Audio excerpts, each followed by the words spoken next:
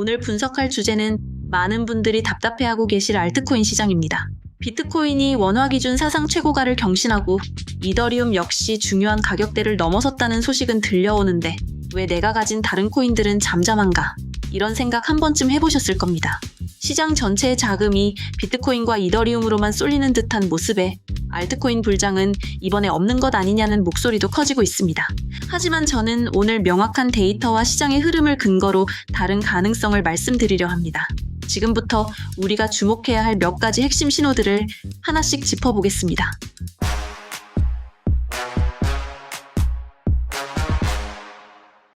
가장 먼저 살펴봐야 할 것은 알트코인 시장의 대장격인 이더리움의 움직임입니다. 최근 이더리움은 무려 500일 넘게 뚫지 못했던 $4,100 부근의 강력한 저항선을 뚫고 올라섰습니다. 차트 분석에서 오랜 기간 형성된 저항선은 그만큼 많은 매물이 쌓여 있다는 것을 의미합니다. 쉽게 말해 그 가격대에 물려있는 투자자들이 많다는 뜻이죠. 그런데 막대한 자금을 동원해 이 저항선을 돌파했다는 것은 단순히 이전 투자자들에게 본전을 찾아주기 위한 움직임으로 보기는 어렵습니다. 시장을 움직이는 큰 손들이 더 높은 가격을 목표로 하고 있다는 의지를 보여주는 강력한 신호로 해석될 수 있습니다. 모든 투자에 대한 최종 책임은 본인에게 있습니다만 이러한 저항 돌파는 상당한 자금 유입 없이는 불가능하며 시장에 관심이 집중되고 있다는 증거입니다. 이더리움의 개별 가격뿐만 아니라 비트코인 대비 상대적인 가치를 보여주는 이더리움 사토시 차트, 즉 이더리움 BTC, 이더리움 비트코인 차트 역시 중요한 단서를 제공합니다. 이 차트가 상승한다는 것은 비트코인보다 이더리움이 더 강하게 오르고 있다는 의미입니다. 역사적으로 비트코인이 먼저 상승해 시장의 유동성을 확보한 뒤 그 자금이 이더리움으로 옮겨오고 그 후 다시 다른 알트코인들로 퍼져나가는 순서가 반복되어 왔습니다. 최근 이더리움 사토시 차트를 보면 오랜 하락 추세를 벗어나 상승으로 전환하려는 움직임이 뚜렷하게 나타나고 있습니다. 2024년 초부터 이어진 하락 채널을 강하게 뚫고 올라온 모습을 확인할 수 있는데 이는 비트코인에 집중됐던 시장의 관심과 자금이 서서히 이더리움으로 이동하고 있음을 시사합니다. 만약 이 추세가 계속된다면 본격적인 알트코인 시장 활성화의 전조가 될 수 있습니다. 여기서 많은 분들이 오해하는 지점이 있습니다. 이더리움이 오른다고 모든 알트코인이 똑같이 동시에 오르는 것은 아닙니다. 자금의 흐름에는 순서가 있고 각 코인의 기술력이나 생태계 확장성에 따라 상승의 폭과 시점은 달라질 수 있습니다.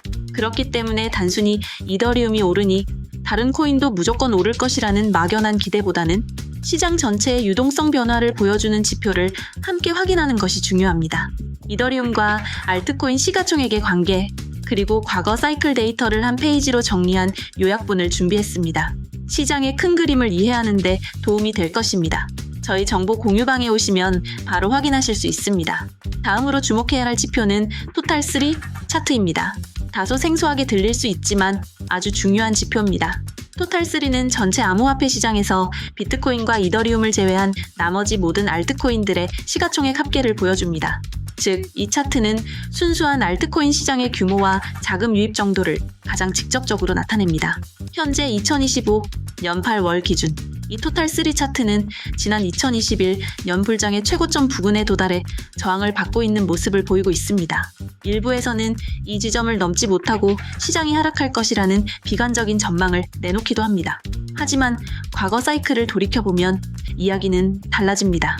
토탈3 차트는 매번 새로운 사이클이 시작될 때마다 이전 사이클의 고점을 언제나 넘어왔습니다.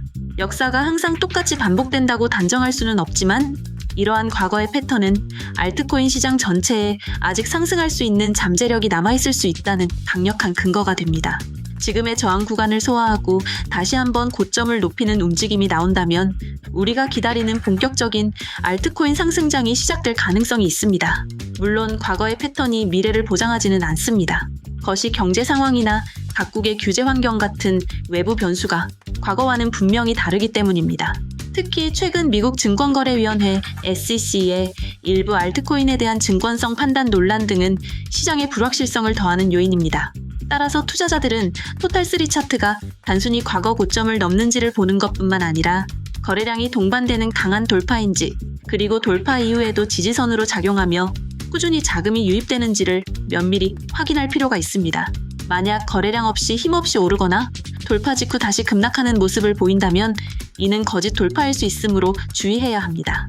이처럼 기술적 지표와 시장의 근본적인 상황을 함께 고려하는 균형 잡힌 시각이 요구되는 시점입니다. 이와 함께 살펴볼 데이터는 바로 스테이블 코인의 시가총액 변화입니다. 스테이블 코인은 달러와 같은 법정화폐의 가치를 연동한 암호화폐로 시장의 대기자금, 즉 총알의 규모를 의미합니다.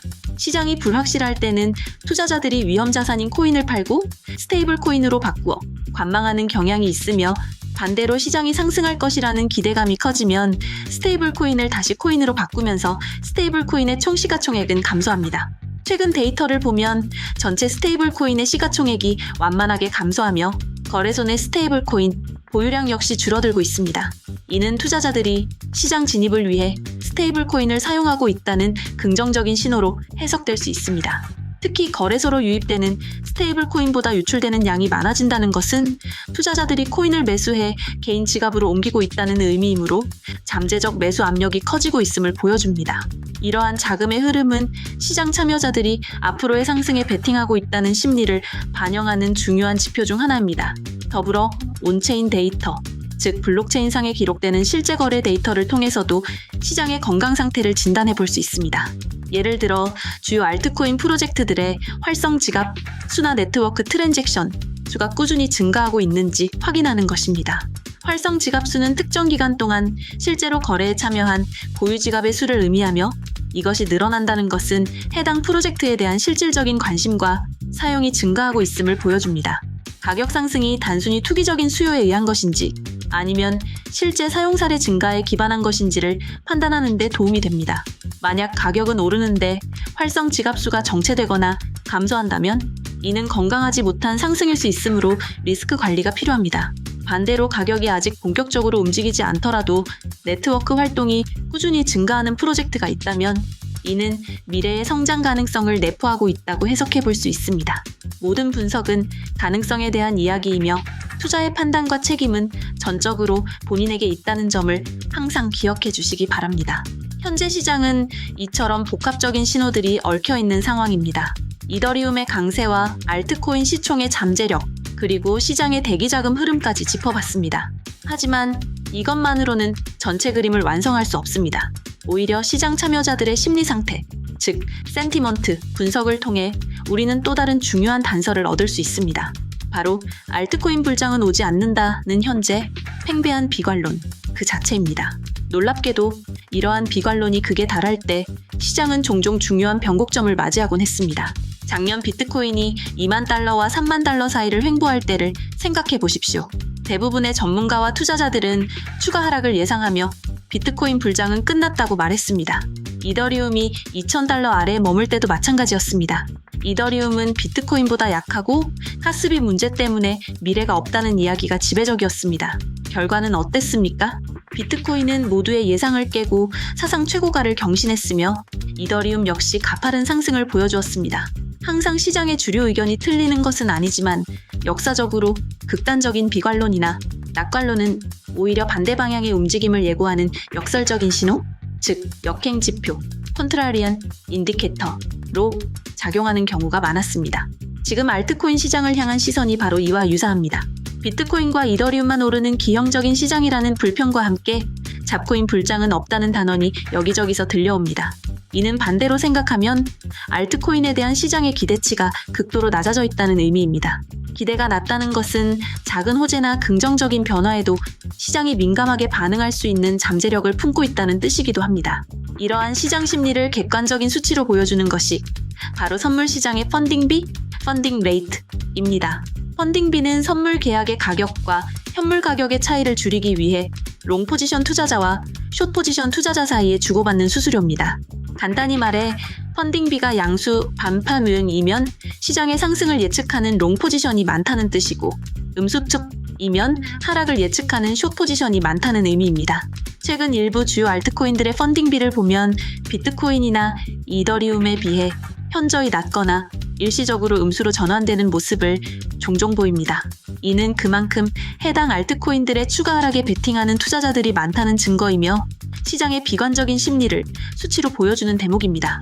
만약 이러한 상황에서 예상과 달리 가격이 상승하게 되면 숏 포지션을 잡았던 투자자들은 손실을 줄이기 위해 코인을 다시 사야만 하는 숏 스퀴즈가 발생하며 단기적으로 가파른 가격 상승의 기폭제가 될 수도 있습니다. 그렇다면 비관적인 심리가 팽배할 때 무조건 매수하는 것이 정답일까요? 꼭 그렇지만은 않습니다. 심리가 나쁜 데에는 그럴 만한 이유가 있을 수 있기 때문입니다. 여기서 우리가 반드시 함께 점검해야 할 것이 바로 각 알트코인의 토크노믹스, 그 중에서도 특히 언락 일정입니다. 언락이란 초기에 기관 투자자나 개발팀에게 배정되었던 물량이 시장에 풀리는 것을 의미합니다. 프로젝트 초기에 싼값의 코인을 받은 이들이 이 물량을 시장에 내다 팔 경우 이는 상당한 매도 압력으로 작용할 수 있습니다. 아무리 좋은 기술과 전망을 가진 코인이라도 단기간에 공급량이 크게 늘어나면 가격이 하락할 가능성이 높습니다. 따라서 특정 코인에 관심을 둘 때는 반드시 향후 몇 달간의 언락 일정을 확인하는 습관을 들여야 합니다. 대규모 언락이 예정된 코인은 다른 호재가 있더라도 가격이 오르기 어려울 수 있으며 이러한 리스크를 사전에 인지하고 접근하는 것이 현명합니다. 어떤 코인의 언락 일정을 확인해야 하고 그 위험도를 어떻게 판단해야 하는지 막막하실 수 있습니다. 그래서 저희가 알트코인 투자 전 필수 체크리스트를 만들었습니다. 토크노믹스의 핵심인 총 발행량, 유통량, 그리고 주요 투자자 및 팀 물량의 언락 스케줄을 어디서 어떻게 확인하는지 그 방법을 구체적으로 정리해 두었습니다. 정보방에 오셔서 이 체크리스트를 받아가셔서 현재 본인이 관심을 두고 있거나 보유 중인 코인의 건강 상태를 직접 점검해 보시길 바랍니다. 리스크를 아는 것과 모르는 것은 투자 결과에서 큰 차이를 만들어냅니다. 마지막으로 살펴볼 관점은 시장을 움직이는 서사, 즉 내러티브의 변화입니다. 암호화폐 시장은 유독 이 내러티브에 따라 자금의 쏠림 현상이 뚜렷하게 나타납니다. 어느 시기에는 탈중앙화 금융, 즉 디파이가 시장을 주도하고 또 다른 시기에는 게임파이나 대체 불가능 토큰, 즉 NFT가 주목받는 시기입니다. 2024년과 2025년 상반기 시장의 가장 큰 내러티브는 단연 비트코인 현물 ETF 승인과 그로 인한 기관 자금의 유입이었습니다. 이 거대한 서사가 비트코인의 가격을 끌어올렸고 그 후속으로 이더리움 현물 ETF 승인 가능성이 대두되며 이더리움이 강세를 보였습니다. 지금 시장은 이 두 가지 큰 서사의 영향력 아래에 있습니다. 문제는 그 다음입니다. 비트코인과 이더리움 이후 시장의 유동성을 흡수할 만한 강력한 다음 내러티브가 아직 명확하게 등장하지 않았습니다. 인공지능 테마, 실물자산 토큰화 테마 등 여러 후보군이 있지만 아직 시장 전체를 아우를 만큼 강력한 힘을 보여주지는 못하고 있습니다. 바로 이 지점이 우리가 주목해야 할 기회이자 리스크입니다. 만약 새로운 주도 테마가 등장하지 못하고 자금의 흐름이 끊긴다면 알트코인 시장은 다시 긴 침체에 빠질 수도 있습니다. 하지만 반대로 이더리움의 뒤를 이을 새로운 내러티브가 시장의 공감대를 얻기 시작한다면 해당 분야의 알트코인들을 중심으로 예상보다 훨씬 강력한 자금 유입이 시작될 수 있습니다. 지금은 바로 그 새로운 서사가 무엇이 될지, 여러 후보군 중에서 어떤 분야의 데이터가 가장 빠르게 성장하는지를 꾸준히 추적하며 관찰해야 하는 매우 중요한 시기입니다. 따라서 지금 우리가 해야 할 일은 막연히 순서가 오기를 기다리는 것이 아니라 다음 주도 테마가 될 가능성이 있는 분야를 선별하고 해당 분야의 데이터를 직접 확인하며 옥석을 가리는 작업입니다. 예를 들어 인공지능과 블록체인을 결합한 프로젝트에 관심이 있다면 단순히 AI 코인이라는 이름만 보고 투자하는 것이 아니라 실제로 해당 기술을 통해 유의미한 사용자를 확보하고 있는지, 개발자 커뮤니티는 활발하게 움직이고 있는지, 관련 데이터 트래픽은 꾸준히 증가하고 있는지를 직접 확인해야 합니다. 마찬가지로 실물자산 토큰화 분야라면 어떤 기업과 파트너십을 맺고 어떤 자산을 토큰화하고 있으며 규제 문제는 어떻게 해결하고 있는지를 구체적으로 파고들어야 합니다. 결국 이 모든 분석의 결론은 하나로 모입니다. 알트코인 시장의 기회는 존재하지만 그 기회는 모두에게 공평하게 주어지지 않는다는 것입니다. 이더리움의 강세와 같은 거시적인 신호는 시장 전체에 훈풍이 불 수 있다는 가능성을 보여주지만 개별 코인의 성패는 결국 그 프로젝트의 본질적인 가치와 토크노믹스, 그리고 시장의 내러티브와 얼마나 부합하는지에 따라 갈릴 것입니다. 따라서 과거처럼 어떤 코인이 유행하면 묻지마식으로 따라가는 투자는 이제 통하지 않습니다. 오히려 지금과 같이 방향성이 명확하지 않은 시기일수록 투자자 본인의 명확한 기준과 원칙을 세우는 것이 그 어느 때보다 중요합니다. 나의 투자 기간은 어느 정도로 잡을 것인지, 어떤 분야의 성장 가능성을 믿는지, 그리고 감당할 수 있는 손실의 범위는 어디까지인지를 스스로에게 먼저 물어야 합니다.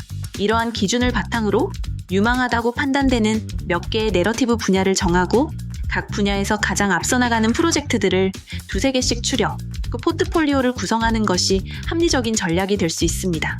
한두 개 코인에 모든 자산을 집중하는 것은 극심한 변동성 속에서 평정심을 유지하기 어렵게 만듭니다. 반면 잘 분산된 포트폴리오는 하나의 프로젝트가 부진하더라도 다른 프로젝트가 이를 만회해주며 안정적인 대응을 가능하게 합니다. 오늘 말씀드린 시장 분석과 유망 내러티브 후보군, 그리고 개인 포트폴리오 진단에 바로 사용할 수 있는 최종 체크리스트까지 하나의 보고서로 압축했습니다.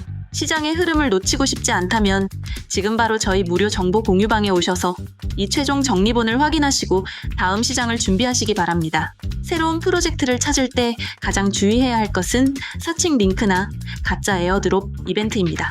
특히 텔레그램이나 X를 통해 접근하는 알 수 없는 링크는 절대로 클릭해서는 안 됩니다.